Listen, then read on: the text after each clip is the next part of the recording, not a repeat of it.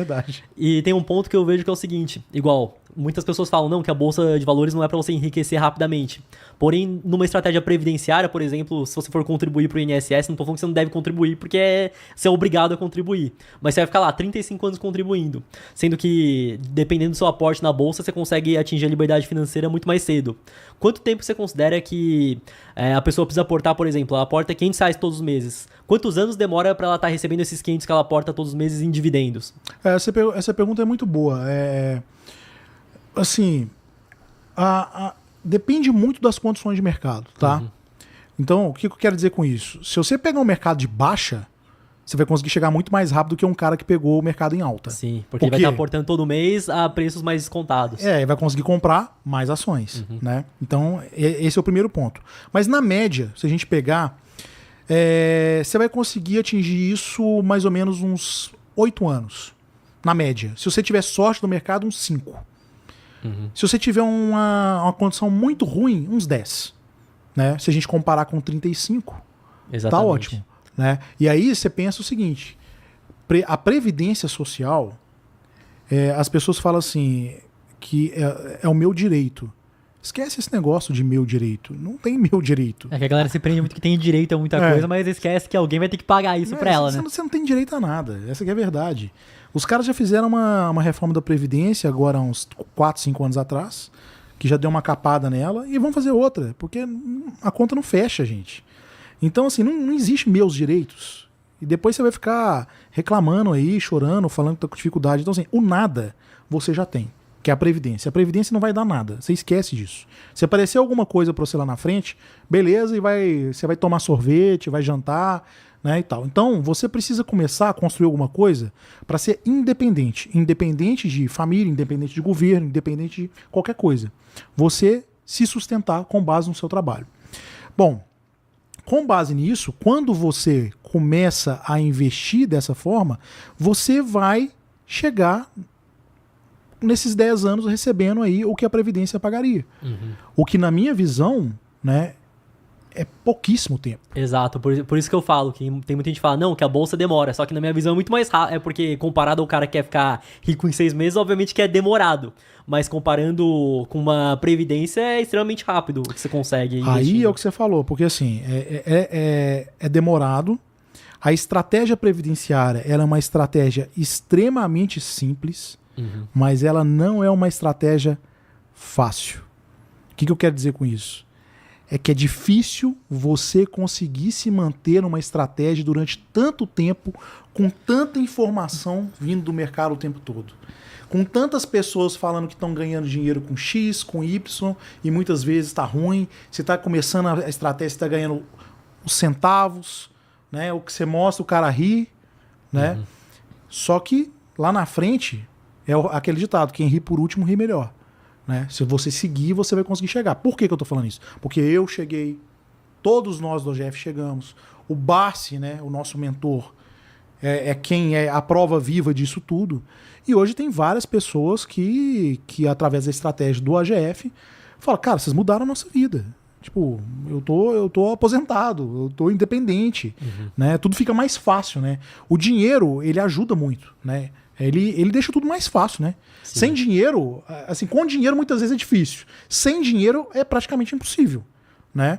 E porque o dinheiro ele é necessário na sociedade que a gente vive, né? E ele é fundamental para a gente ter o conforto e conseguir muitas vezes, seja um plano de saúde adequado, seja algo que te dê um certo conforto para a família. Então, cara, é fundamental se preparar para ter esse dinheiro, né? Exato. O que eu acho interessante é que vocês têm uma estratégia que vocês seguem independente do que está acontecendo. Que às vezes tem a pessoa que começa a investir, mas sem estratégia nenhuma, aí vê, não, que o dólar disparou agora eu quero investir lá fora. Não, que o Bitcoin disparou agora eu quero Bitcoin. A pessoa fica rolando, vai de um lado pro outro e acaba não saindo do lugar. Então acho que é essa questão de estratégia que a própria Jeff tem que falar, não, a gente segue isso aqui, eu acho que é bem interessante, independente da estratégia, a pessoa ter uma estratégia para investir. Quando eu comecei lá atrás, eu fazia muito isso, né? Eu tinha muitos produtos. Então você tem produto de renda fixa, você tem... Aí vem Tesouro Direto, CDB... Né? Tem tem crédito de não sei o que das empresas, então tem um monte de coisa. Isso tudo é difícil de você ser um conhecedor profundo disso. Porque cada produto tem uma dinâmica diferente. Que nem agora o IPCA mais tá mais de 6%, a galera, não, agora eu vou vender tudo, vou botar IPCA mais. Então é difícil e as pessoas não entendem o que elas estão fazendo, né? Então fica nesse negócio.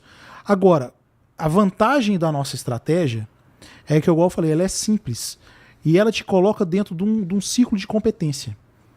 Não me interessa saber sobre as outras coisas mais. Não me interessa saber sobre FII, não me interessa saber sobre Bitcoin, não me interessa saber sobre a renda fixa. Eu sou bom no quê? Eu sou bom em análise de empresa. Eu sou um bom conhecedor de empresa, sou um bom conhecedor de negócio. E eu me especializo nisso e foco nisso. Eu não estou falando para ser um alienado das coisas, não é isso, né? Eu estou falando que eu não sou um especialista em outras coisas. Eu sou um especialista no mercado de ações e em negócio, que é o que eu gosto. Né, que eu acho que faz sentido e que ajuda no crescimento do país. Agora, isso quando você começa a focar só numa coisa e você é bom nela, então, por exemplo, você gosta de FII. Então, cara, foca em FII e seja o melhor cara do mundo em FII. O seu ciclo de competência é esse.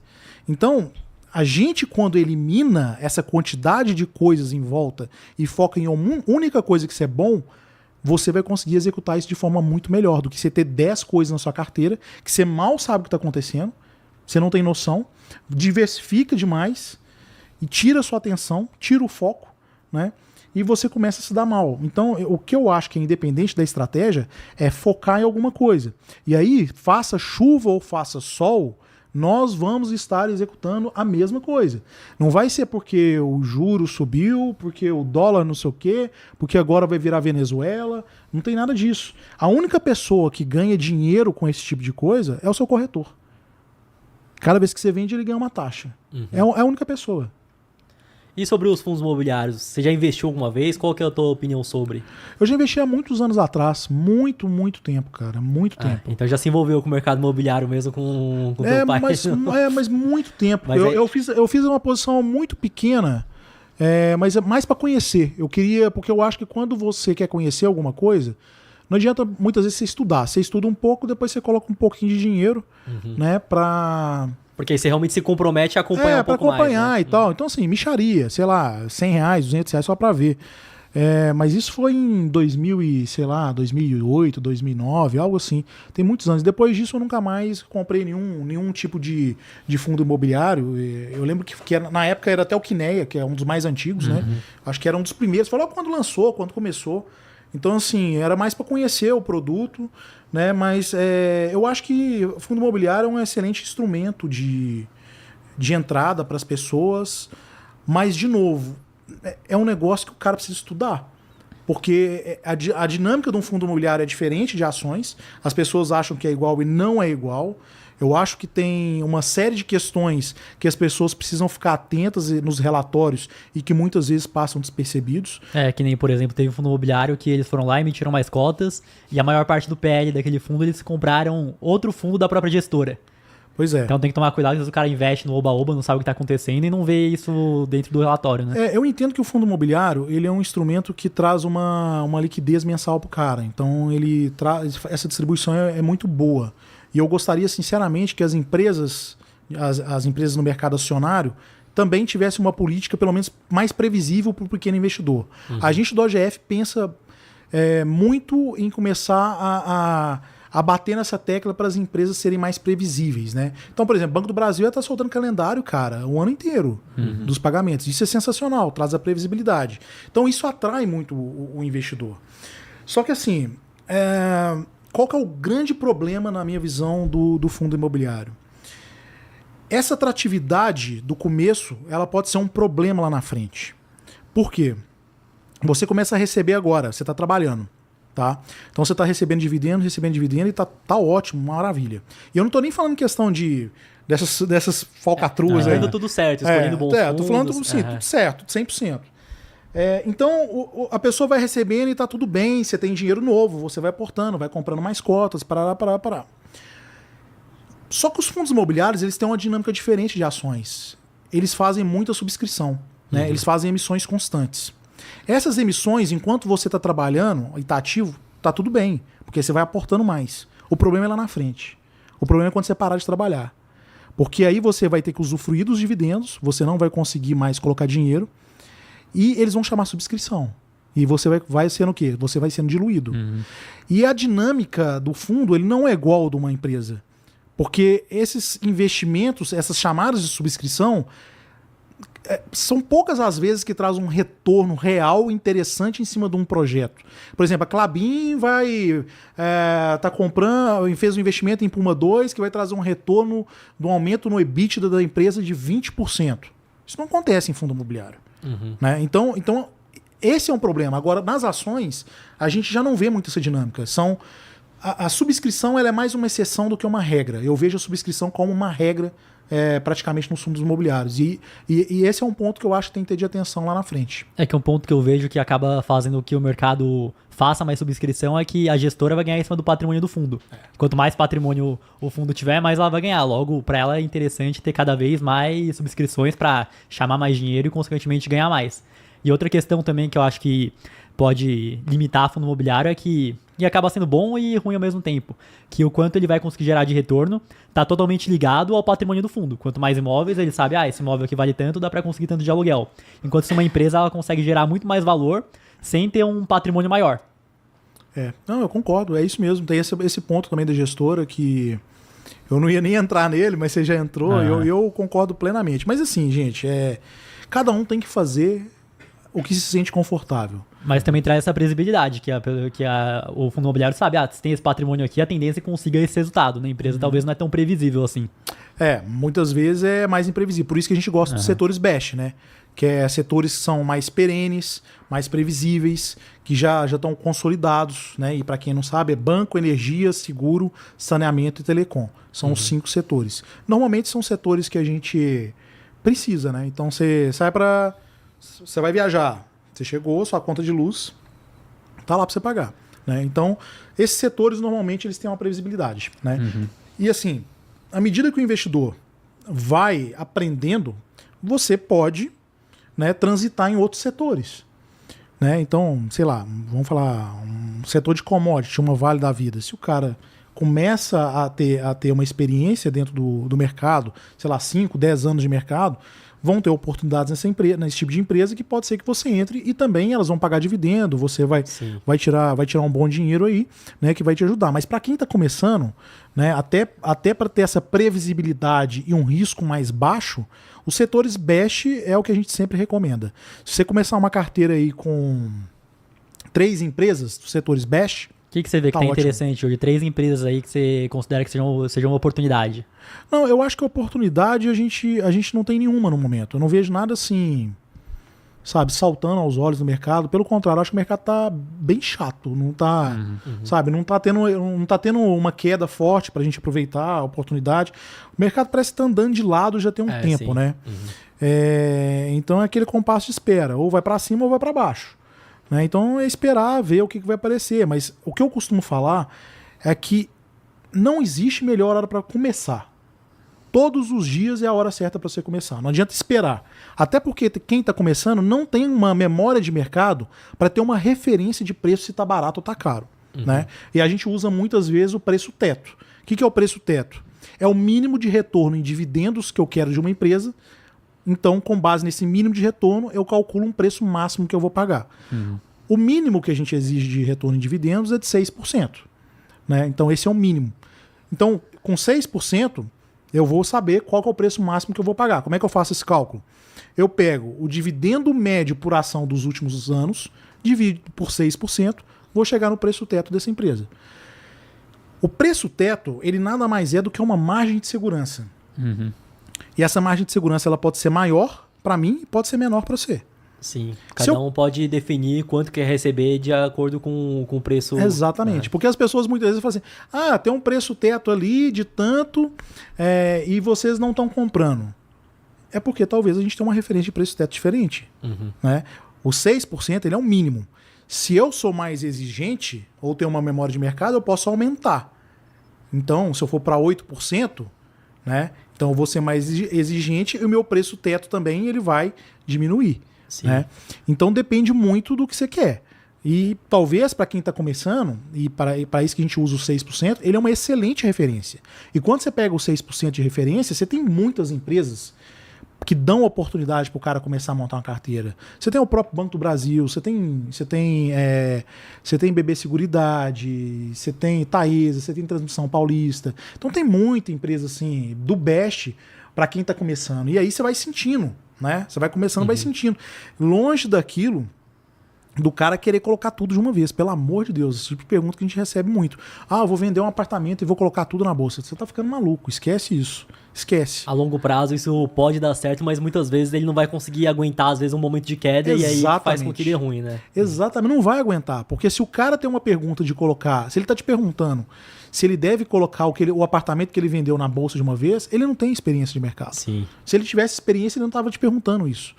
Então, se a pessoa está começando agora, o ideal é o quê? Divide o aporte em vários. Se você tem uma grana maior, divide em vários meses. Se você tem, por exemplo, eu tenho um valor alto, eu tenho R$1 milhão, por exemplo. Você já tem R$1 milhão, para que você quer correr? Tipo, não é uma corrida onde você vai chegar ali, né? Então, divide isso, sei lá, em 20 vezes, 10 vezes e vai sentindo. E à medida que o mercado for caindo, vai tendo essas oportunidades, você pode dobrar o aporte, você dobra a parcela. Né, se você acha que tá legal. Então eu acho que essa é uma estratégia bacana para quem está começando. Vão ter empresas, vai comprando todos os meses, e eu acho que a consistência de aporte ela é muito, muito importante para quem está começando. Por quê? Porque ela traz um compromisso da pessoa, né, ela traz a disciplina que muitas vezes falta para o brasileiro, né, porque o cara ele faz tudo e depois no final ele deixa o dinheirinho dele para investir. Né, e acaba não sobrando nada, não é isso? Tem que ser o contrário. A primeira coisa que você faz é tirar o dinheiro para você aportar. E depois você vai pagar as contas, né? Porque senão nunca vai sobrar nada. Então, assim, é a questão da disciplina, a pessoa aprender a investir, mudar o mindset. Eu sei que é difícil pra caramba o que a gente tá falando. Parece, à medida que as coisas vão andando, né, vai ficando complicado, mas precisa ter a disciplina. Sim, porque no final das contas, para começar qualquer hábito novo, no começo você vai desprender muita energia para estar fazendo aquilo, mas a partir do momento que já virou um hábito, vai ser muito mais tranquilo e simples de se fazer. Exatamente, cara, fica muito, muito mais simples. E eu entendo que muitas vezes quando a gente vai em podcast, a gente começa a conversar com as pessoas, eles podem pensar que a gente é maluco, né? Porque a nossa estratégia é uma estratégia contra-intuitiva. Né? Então, assim, tá caindo, vocês estão felizes? Tá subindo, vocês estão tristes? Tá todo mundo feliz quando tá subindo? Tá todo mundo triste quando tá caindo e vocês estão ao contrário? É contra-intuitivo. É por isso que no mercado financeiro a gente tem pouquíssimas pessoas de sucesso. Porque se o intuitivo fosse algo que deixasse todos bem financeiramente, estava todo mundo rico. Uhum. E a história não é essa. A história é que nós temos, a grande maioria das pessoas no mercado, né, são perdedoras. Tem várias estatísticas sobre isso. Então, a gente trabalha de forma contra-intuitiva, de longo prazo, para justamente ter a vitória. Né? Você sabia que, por exemplo, se você pega o mercado, eu não lembro agora os números exatos, mas se você olha o mercado financeiro, um investimento em um mês, você tem 80%, eu não estou chutando os números aqui, sim, 80% de probabilidade de estar com negativo. Uhum. Se você tem, sei lá, 6 meses, 50, um ano, sei lá, você já tem 30. Quando você olha 5 anos para frente, é 95% de chance de você estar positivo. Então, sim. Isso investindo em boas empresas, não claro, qualquer uma. Não, assim. não é cassino, né? Sim. O que são boas empresas, né? A gente está falando dos setores best. Uhum. Mas mesmo nos setores best, você pode ter uma empresa ruim, tipo a Oi. Né? O cara pode cair numa Oi da vida. E o que você vê do setor de telecom? Que do setor do Best é o único que nós não investimos, né, Matheus? E eu não consigo ver a longo prazo isso continuar funcionando dessa forma no mundo inteiro. Eu acho que as empresas de telecom elas evoluíram muito, né? Vamos recapitular aqui como é que era na telecom antigamente. A gente vem de empresas estatais, né? Eu vou pegar o caso da Vivo, né?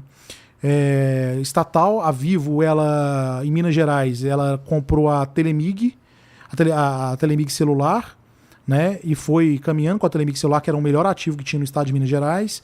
Depois eles começaram a digitalizar, então você vai digitalizando um monte de coisa, você sai basicamente das linhas e você começa a sair de um modelo que é basicamente de ligação para um modelo de dados, né? E dentro desse modelo de dados, eles conseguiram agregar diversos serviços. E não só isso, eles entraram também na parte residencial, com serviço de qualidade de fibra. Né? Eles compraram a GVT e entraram na parte residencial. Então, assim, a Vivo, eu acho que ela é o melhor case que a gente tem hoje de telefonia e talvez ela seja uma exceção.